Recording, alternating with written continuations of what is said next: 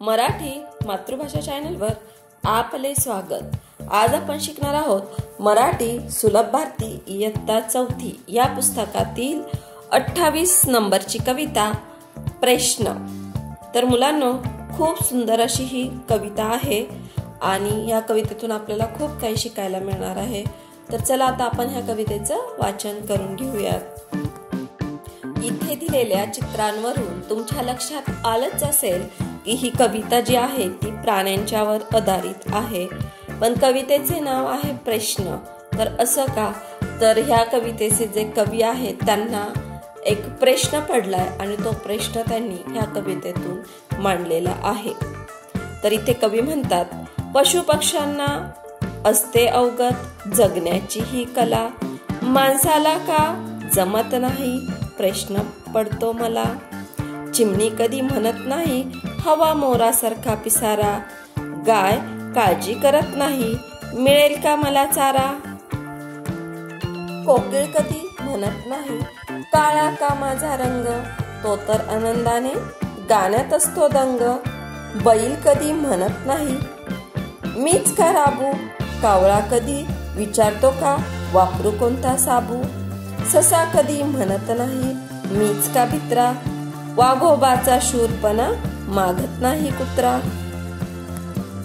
जो तो जगतो आनंदाने नाही कसली चिंता, माणसाच्याच मनात असतो विचारांचा गुंता। तर या कवितेचे कवी आहेत प्रभा मुळे। तर आपण आता पाहिलंच की कवीला कसले वेगवेगळे असे प्रश्न पडलेले आहेत या कवितेतून। कवी म्हणत आहे की पशु पक्ष्यांना काय असतं, जगण्याची कला अवगत असते। जसे माणसाला खूप काही प्रश्न पडतात ना, तसे पशु पक्ष्यांना प्रश्न पडत नाहीत, त्यांना जगण्याची कला अवगत असते।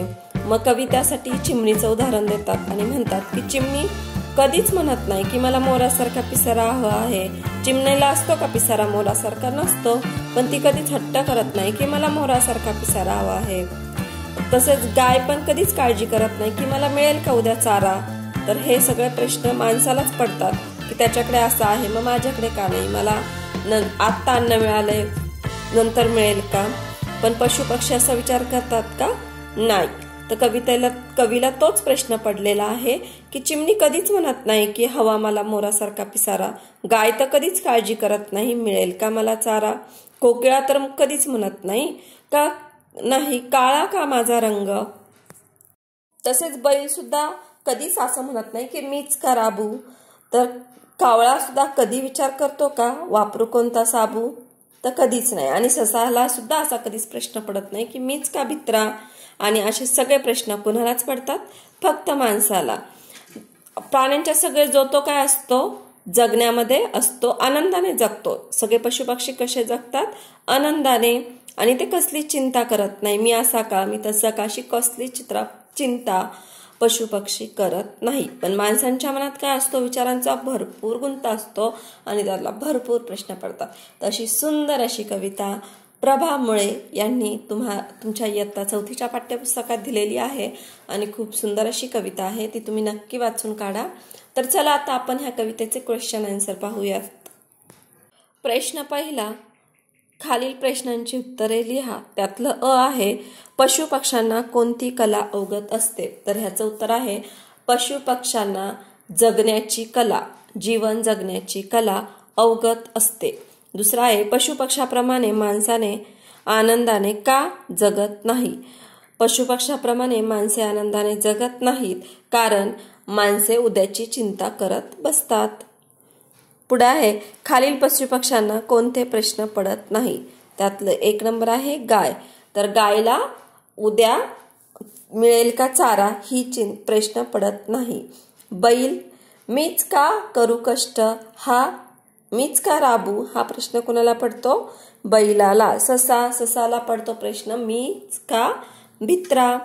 कोकिळा माझा रंग का काळा, कावळा कोणता वापरू साबू। तर असे प्रश्न पडत नाहीत ह्या प्राण्यांना।